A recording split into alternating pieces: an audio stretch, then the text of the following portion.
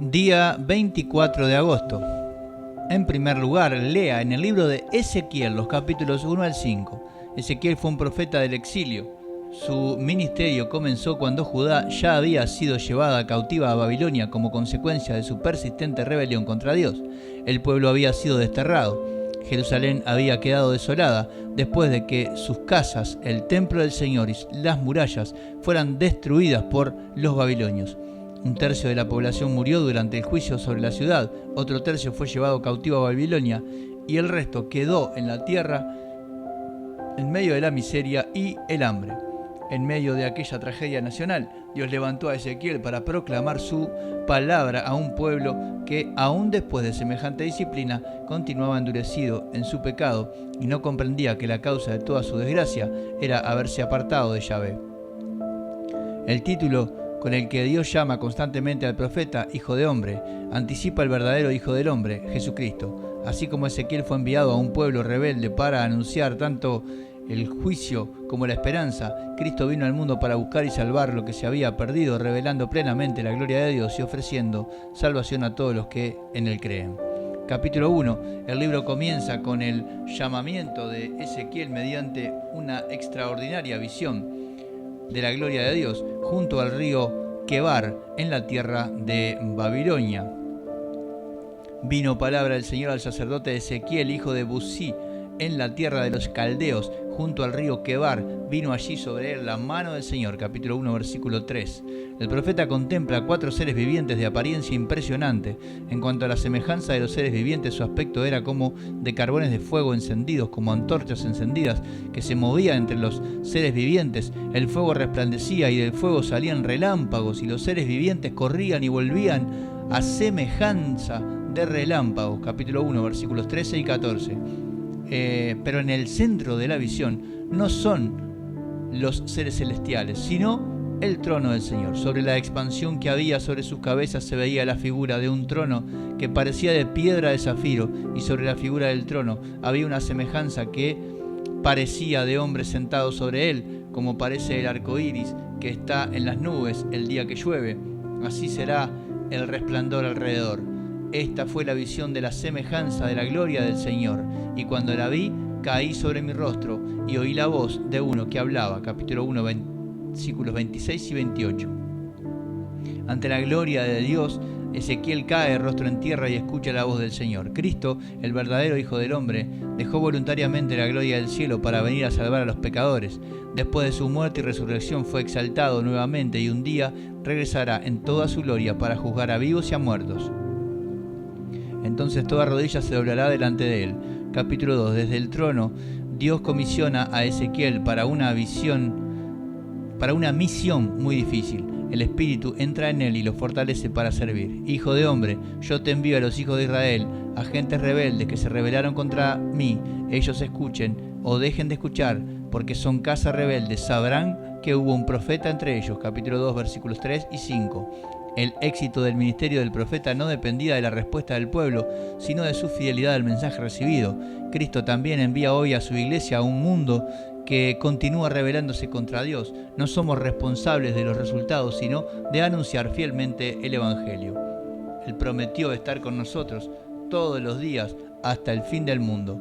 Capítulo 3. Dios presenta al profeta un rollo escrito por ambos lados, lleno de lamentaciones, gemidos y ayes, y le ordena comerlo. Hijo de hombre, alimenta tu vientre y llena tus entrañas de este rollo que yo te doy. Y lo comí, y fue en mi boca dulce como la miel. Capítulo 3, versículo 3. Después de recibir la palabra en su interior, Ezequiel es enviado al pueblo. Como Israel era obstinado y endurecido, Dios fortalece también a su siervo. Y aquí yo te he hecho tu rostro fuerte contra los rostros de ellos, y tu frente fuerte contra sus frentes. Como diamante más fuerte que el pedernal, he hecho tu frente. No lo temas ni tengas miedo delante de ellos, porque son casa rebelde. Capítulo 3, versículos 8 y 9. Aunque el mensaje le produce profunda tristeza, la mano del Señor permanece sobre él. Me levantó pues el espíritu y me tomó, y fui con amargura en la indignación de mi espíritu, pero la mano del Señor era fuerte sobre mí. Capítulo 3, versículo 14. Después de 7 días, Dios le asigna una responsabilidad solemne. Hijo de hombre, yo te he puesto por atalaya a la casa de Israel, Oirás pues tú la palabra de mi boca y los amonestarás de mi parte. Capítulo 3, versículo 17. Como atalaya, Ezequiel debía advertir al pueblo. Si callaba el mensaje recibido, Dios le demandaría la responsabilidad por ello. No existe pueblo tan endurecido como el que el Señor no pueda alcanzar mediante el poder de su palabra. El Evangelio sigue transformando corazones de piedra en corazones de carne por la obra soberana del Espíritu Santo. Nuestra tarea sigue siendo la misma: predicar fielmente la palabra.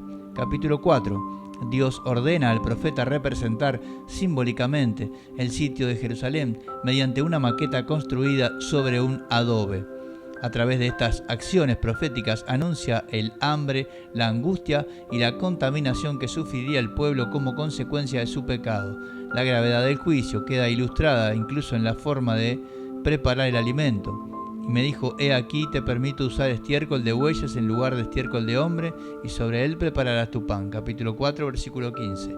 Finalmente el Señor explica el significado del símbolo. Hijo de hombre, he aquí quebrantaré el sustento del pan en Jerusalén. Comerán el pan por peso y con angustia, y beberán el agua por medida y con espanto, para que al faltarles el pan y el agua se espanten unos con otros y se consuman en su maldad. Capítulo 4, versículos 16 y 17. El pecado siempre conduce a la ruina. Solo Cristo puede librarnos de la condenación que nuestros pecados merecen. Él llevó sobre sí nuestra culpa para concedernos paz con Dios y proveernos de todo lo necesario por su gracia. Capítulo 5. El Señor ordena a Ezequiel afeitar su cabeza y su barba con una espada y dividir el cabello en 3 partes, representando el destino de Jerusalén. Y tú, hijo de hombre, toma un cuchillo afilado, hazlo pasar sobre tu cabeza y sobre tu barba. Toma luego una balanza para pesar y divide los cabellos. Capítulo 5, versículo 1. Dios explica que la causa del juicio fue la abierta rebelión de su pueblo. Ella cambió mis decretos y mis estatutos en impiedad más que las naciones, porque desecharon mis decretos y no anduvieron en mis estatutos. Capítulo 5, versículo 6. Por esa razón el Señor declara algo estremecedor. Por tanto, así ha dicho el Señor Dios: he aquí yo mismo estoy contra ti y haré juicios en medio de ti a la vista de las naciones. Capítulo 5, versículo 8. La división del cabello simboliza la suerte del pueblo. Una tercera parte de ti morirá de pestilencia y será consumida de hambre en medio de ti. Una tercera parte caerá a espada alrededor de ti, y una tercera parte esparciré a todos los vientos y desenvainaré espada en pos de ellos. Capítulo 5, versículo 12. Aún después de tanta disciplina, el pueblo permanecía endurecido. Cristo lloró sobre Jerusalén por causa de su incredulidad. También nosotros debemos lamentar la condición espiritual de nuestras ciudades, orar por ellas y anunciar fielmente el Evangelio. Aunque el remanente fiel nunca sea la mayoría, Dios siempre preserva un pueblo para sí. Seamos pues sal de la tierra y luz del mundo, proclamando con fidelidad al Hijo del Hombre, que vino a buscar y a salvar lo que se había perdido.